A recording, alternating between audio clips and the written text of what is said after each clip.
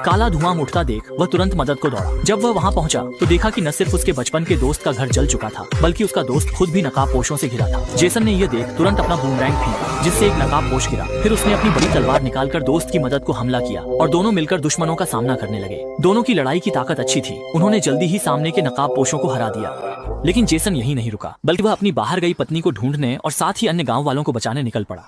बस जेसन ये नहीं समझ पा रहा था कि ये लोग गांव पर हमला क्यों कर रहे हैं।